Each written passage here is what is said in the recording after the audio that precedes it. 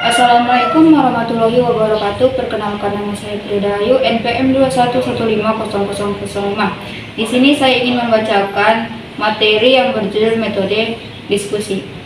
Diskusi sebagai metode pembelajaran adalah proses pelibatan dua orang peserta atau lebih untuk berinteraksi, saling bertukar pikiran, bertukar pendapat dan atau saling mempertahankan pendapat dalam pemecahan masalah sehingga didapatkan kesepakatan di antara mereka. Pembelajaran yang menggunakan metode diskusi merupakan pembelajaran yang bersifat interaktif.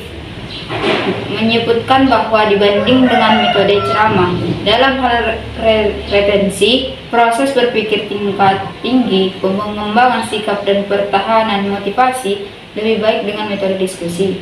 Hal ini disebabkan metode diskusi memberikan kesempatan anak untuk lebih aktif dan memungkinkan adanya umpan balik yang bersifat langsung.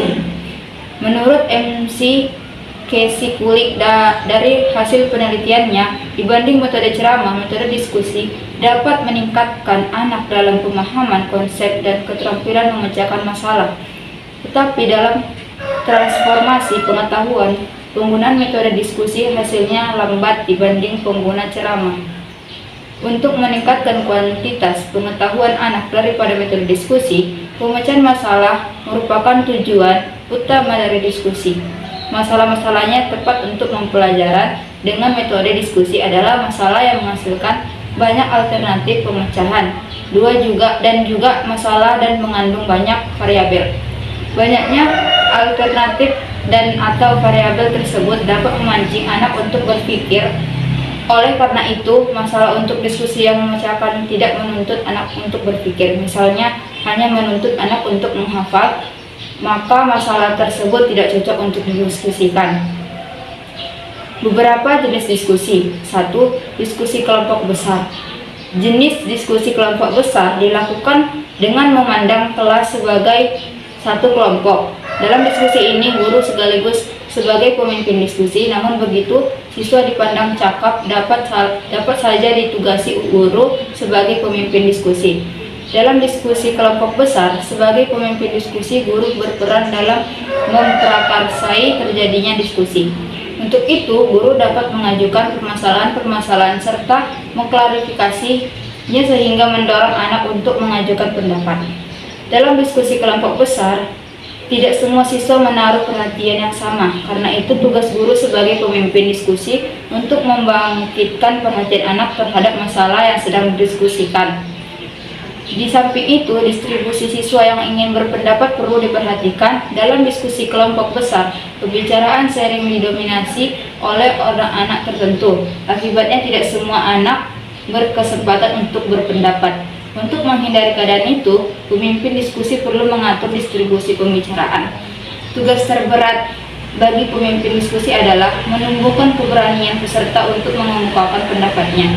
Dalam praktek, tidak sedikit anak-anak yang kurang berani berpendapat dalam berdiskusi, terlebih bagi anak yang kurang menguasai permasalahan yang dapat menjadi bahan diskusi. 2. Diskusi kelompok kecil. Kelas dibagi menjadi beberapa kelompok kecil terdiri atas 4-5 orang. Tempat berdistribusi diatur agar siswa dapat berhadapan muka yang bertukar pikiran dengan mudah. Diskusi diadakan di pertengahan pelajaran atau di akhir pelajaran dengan maksud menajamkan pemahaman kerangka pelajaran, memperjelas penguasaan bahan pelajaran atau menjawab pertanyaan-pertanyaan.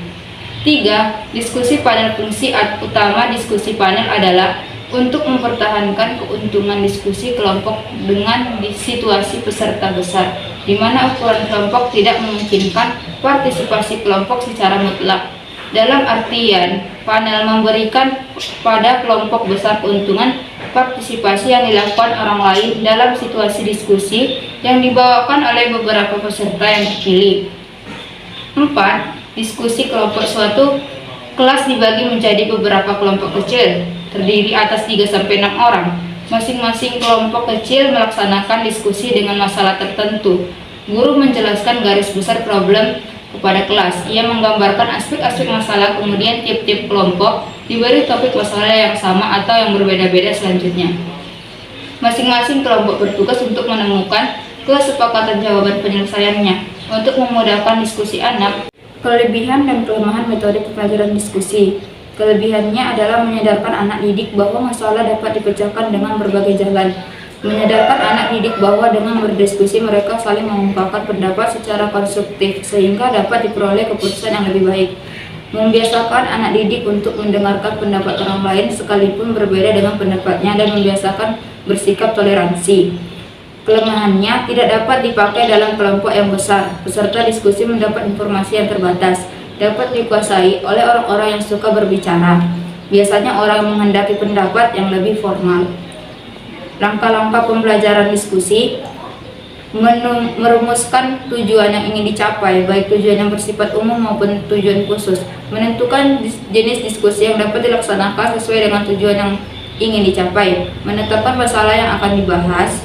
Mempersiapkan segala sesuatu yang berhubungan dengan teknis pelaksanaan diskusi, misalnya ruang kelas dengan segala fasilitasnya, petugas diskusi seperti moderator, penulis, dan tim perumus manakala